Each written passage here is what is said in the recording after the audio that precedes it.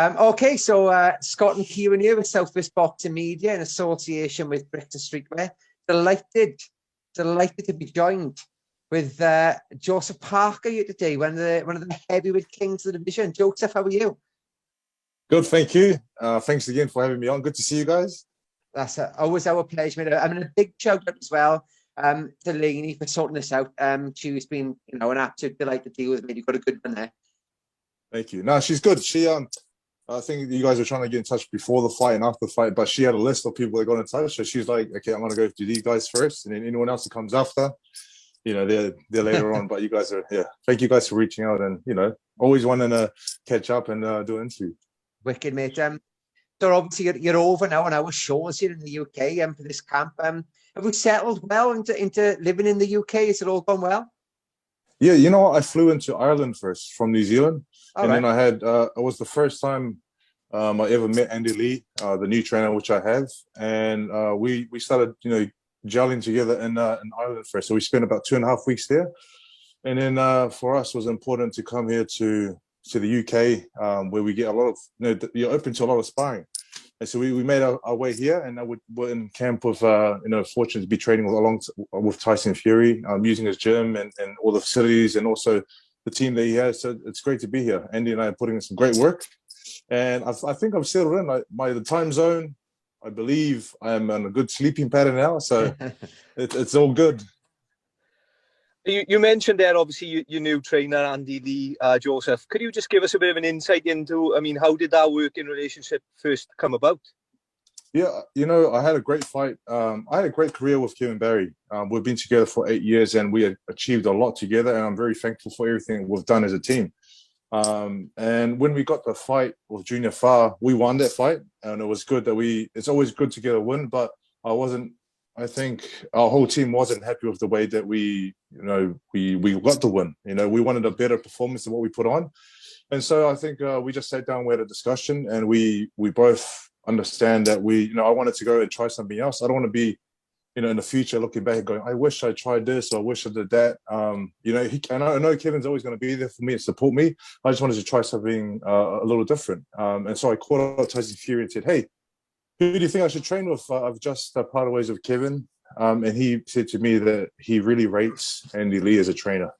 And so after 3 probably Zoom calls, I was on the plane. Like 5 years later, making my way to Ireland to set myself there and meet Andy, and then try to get a good rhythm and flow going.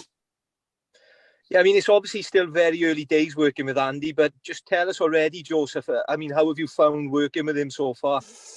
I love the work that I'm doing with Andy. And I've come here as a fighter who I've tried to clear my mind from everything that I've, sort of learned and done over the 8 or whatever years. And I'm trying to be, just trying to take on board everything that he's trying to teach or show me.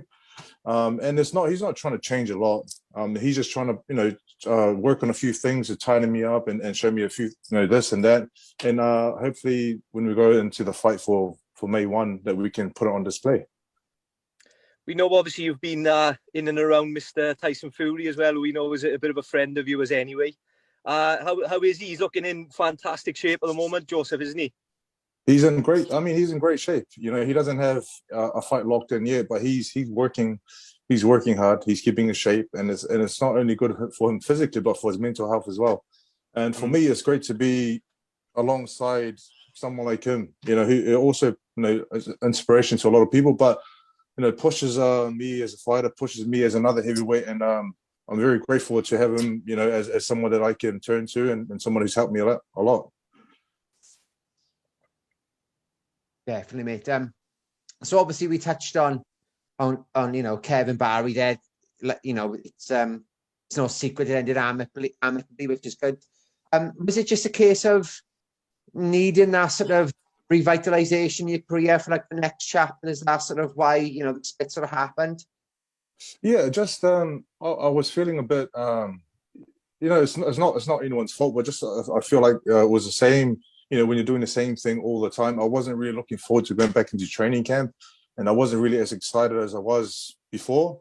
And I guess when we parted ways, and I sort of had this new thing that I was looking towards, and a new environment, new coach, new training team, and new camp, I felt re-energized again and excited again. But again, it's no one's fault. It's just one of those things where, I just felt like I needed something like this. Joseph, you're coming off a streak of 4 wins, and of course, having recently won, as you just mentioned, beating fellow countryman Junior Farr. I mean, does a tough fight like that now, and obviously coming in, with a four streak winning record, does that put you in good stead now? Do you think, for me? Yeah, it's always great to come off good wins. I mean, and like I said, the win that I did get with Junior Farr wasn't the best sort of performance that I wanted to put in place, but these things happen in boxing, and he came with a good team and a good plan. And I guess with the wins that I've had leading into this fight from May 1, I got confidence going into this fight. Confidence from the wins that I've had, but also confidence with what Andy's showing me and what he's teaching me in the gym and what we're working on. Definitely, mate.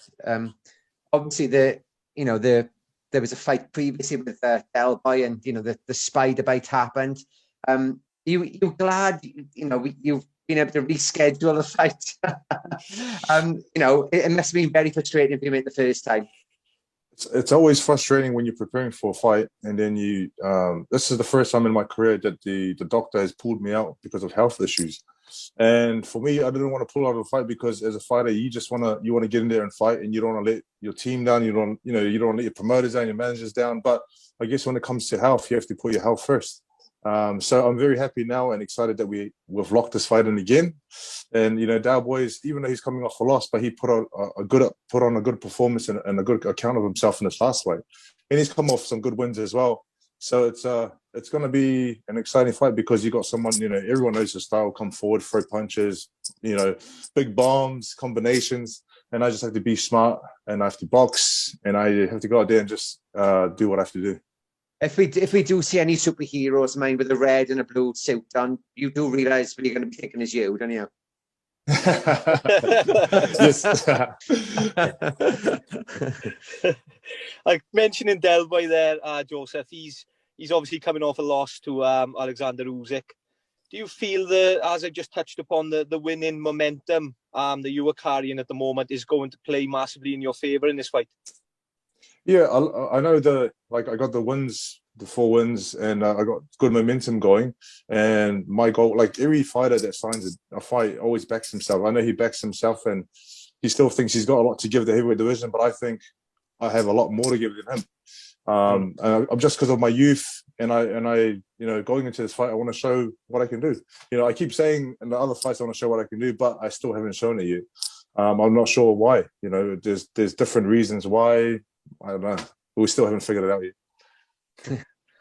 How much do you take from his performance against Usyk in terms of, assessing how much he's got left now? I mean, he's 37. There's quite a lot of mileage on the clock. I mean, how do you sort of, how do you assess his last performance? I felt like he did great in the last fight. He came forward, threw a lot of punches, and he kept his stamina was, he had a good stamina, and he never gave up. And that's the type of fighter that he is, with the experience that he has and carries with him. He knows what to do in those big and hard fights, and fights that, and he's still got a lot to give, and he's still a dangerous fighter. So I still, I'm treating this fight very seriously, and I'm putting in everything I can to prepare the best I can. Definitely, mate. Obviously, without giving the game plan away, Joseph, what do you think Del's weaknesses are? What do you think, you can exploit, on May the 1st? I don't know. He's, like I said, he comes forward, he puts on pressure, but can he really sit down and catch me? I mean, I'm not going to be, sometimes they're going to be moving, sometimes they're going to fight fire with fire. Who knows what the game plan will be? Just when you're in the ring, it's different. You can say this and say that, but when you're in the ring in front of the person, then everything else changes, and you have to adapt and adjust to what's in front of you.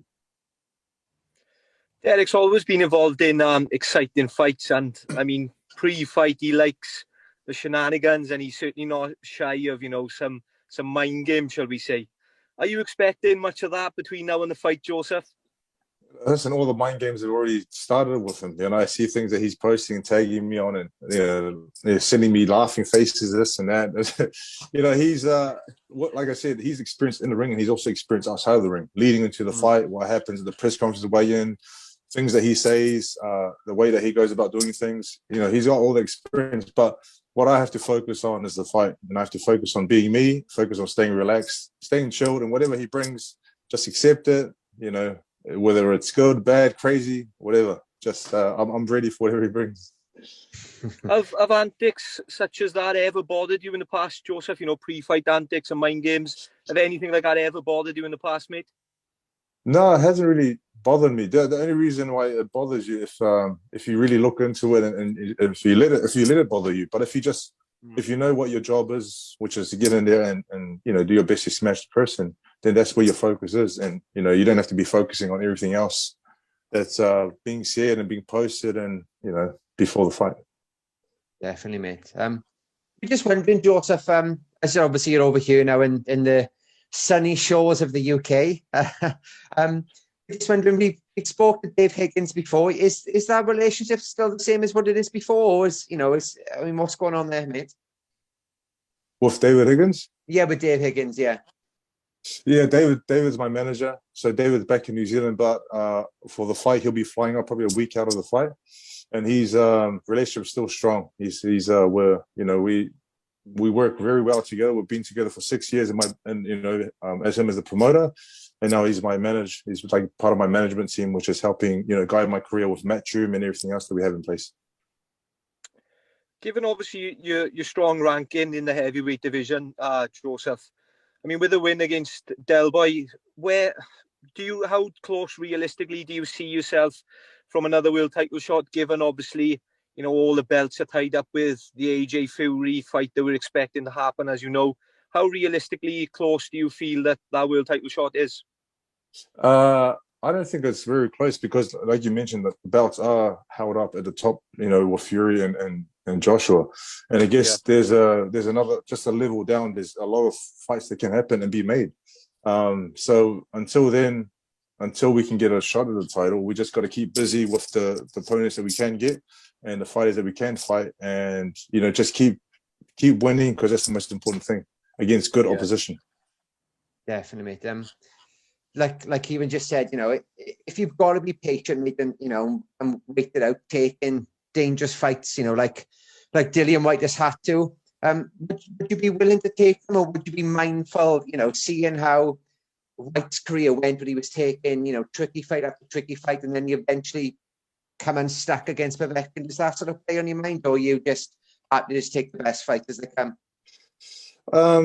Listen, you can have it play on your mind, taking dangerous fights, but in the sport of boxing, it's better to fight good opposition, because that's where you can get the learning done and get all your experience and keep building in the ring. If you're going to fight guys who are not as hard, or guys who are not ranked, or guys who don't give it their best, or guys that just fall over, then you're not really going to learn much. So if I after the fight with Dalbo, hopefully everything goes well, I want to be involved in the biggest fights I can before you get to the world title. It's that's the sport of boxing. You got to give it everything you can and be involved in the biggest fights. I mean, obviously, looking at sort of, whether you're looking past Dalby, obviously, but I mean, the Joyce Usyk fight seems to be happening. Have you got one eye on maybe fighting the opponent, the winning opponent of that next? I got my eye on everyone that's that's ahead of me, and everyone that's on the same level, and everyone that's under me. But all of those fights and options and opportunities have to wait until because Dalboy is the most important fight to me now. He's in front of me. He's locked in May 1. If I can't take care of business with him, then what's the point of looking at everyone else? Yeah. But you do keep an eye on everyone else, because it's the heavyweight division's on fire. Definitely, mate. Well, Joseph, we won't keep any longer. Thanks so much for your time today. A big shout to Laney as well for sorting it out with us, and we'll catch up with you sooner when you get the win on May 1st, mate. Yeah, listen, we'll get the win, and then we'll get back on, and we'll talk about the next fights coming up. Amazing, Joseph. Have a great one. Thanks for joining us today, buddy. Thanks for having me. Good to see you guys.